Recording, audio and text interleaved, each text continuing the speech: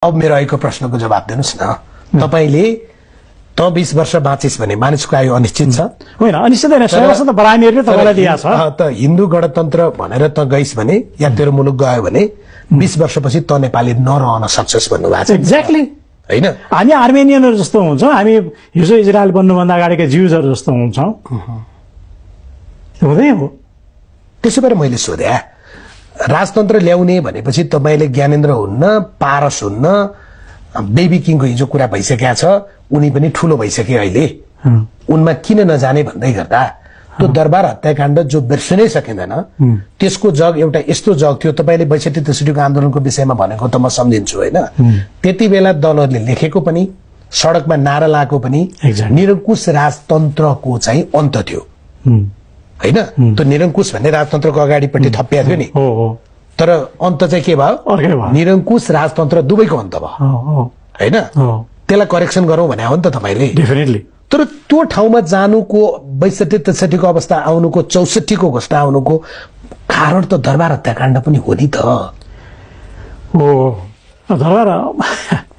दरबार हत्याकाण्डको दुईटा भर्सन छ क्या। त्यसको तपाईले मलाई जवाफ दिन किन नचाहेको? त्यसको दुईटा भर्सन छ कि। एउटा भर्सन के भने दरबार हत्याकाण्डमै छौं, दिपेन्द्रले गरे हो भन्ने छ। खास गरी दरबारको एक्सटेन्ड फ्यामिली, दरबारको राजपरिवार भनौँ न, र त्यसको एक्सटेन्ड फ्यामिली भन्दा नातागोताका मान्छेहरू अथवा प्रत्यक्षदर्शीहरू त्यो घटनाकाहरूले दिपेन्द्रले गरे हो भनेर भन्छन् हैन। उनीहरूको समस्या मैले बुझेको के छ भन्दाखेरि त्यो एक्चुअल के हो भनेर भन्यो भने ज्यान जाने खतरा छ अहिले पनि। त्यो जहिले पनि त्यसबेला दिपेन्द्र बितिसकेको मान्छेको काँधमा हालिदिँदाखेरि सिद्धि त्यो कुरा समाप्त भयो। मैले सुनेको त के हो भने रेरेका कुरा हुन्। एकजना दरबारको मेम्बरले चाहिँ अलिकति यस्तो भयो नि, त्यो कुरा यस्तो भयो नि, कता कता भन्नुहुन्थ्यो रे हैन। त्यसैको रिजल्ट हो राराको काण्ड घट्यो हैन, सिद्धियो पेक्षा हो, सिद्धियो एउटा। त्यस कारण त्यो दिपेन्द्र हो भनेर म मान्दिनँ।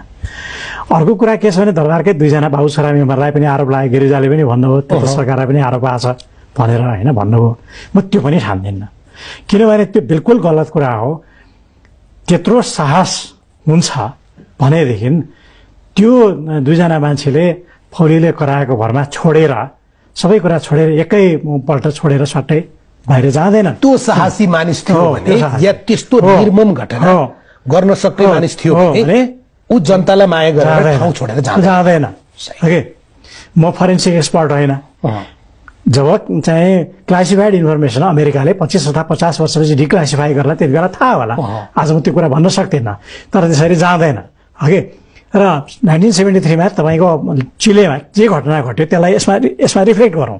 त्यो घटना के भयो भन्दाखेरि आर्मीले कु गर्यो, अगस्टो पिनोसेटले कु गरेर चाहिँ प्रेसिडेन्सियल प्यालेस घेर्यो स्यान्टियागोमा। त्यसपछि चाहिँ के भन्यो भने सरेन्डर गर भने प्रेसिडेन्ट साल्भाडोर अलेन्डेलाई। अलेन्डेले के भन्यो भने सरेन्डर गर्दिन, निर्वाचित राष्ट्रपति हुँ, लड्छु बरु भनेर लडेर मरे। त्यही कुरा हुन्थ्यो। 100-200 जना मान्छे दरबारको झ्यालको मेसिन निर्माण सिद्धिन्थे, उनीहरू पनि सिद्धिन्थ्यो होला नि, जसले हान्थ्यो, तर छोडेर जाँदैन। मलाई पनि त्यो प्रकारको सल्लाह र सुझाव थियो भन्ने सुनिन्छ। फेरि हो नि त मान्छेले भन्छ नि, मान्छे त अनेक मान्छे हुन्छन्। त्यसकारण त्यो ग्रुमिङ नै के भने राजकाज गर्ने ग्रुमिङ होइन, व्यापारीको ग्रुमिङ। व्यापारीहरू साहस गर्न सक्दैनन् है, सक्दैनन्। नाफा घाटाको मात्रै हुन्छ। त्यस कारण त्यो साहस बेगर बित्थाको आरोप लगाउँछ। मेरो भनाइको मतलब के हो भने नेपाली मूलका मान्छे त्यसमा सामेल छैनन्। विदेशीले गर्यो। कसले गर्यो त मलाई पनि थाहा छैन है, कसले गर्यो, के स्वार्थलाई गर्यो भन्ने पनि हुन्छ। यही आएर तपाईँलाई म प्रश्न गर्छु, नेपालको जो जेन्युइन गणतन्त्रवादी हुन्, इनोसेन्ट इग्नोरेन्ट गणतन्त्रवादी हुन्, जो असल मान्छे हुन्, राम्रा मान्छे हुन्, तिनीहरूले यो इन्डो अमेरिकन एक्सिसलाई भर्चुअल संसारमा प्रवेश गरेर ग्लोबल कन्फरेन्स गरौँ, 5 जना मान्छे बोलाएर सोधौँ हामीलाई भन्दा तिमीहरूलाई बढी किन चाहिएको। ठिक छ।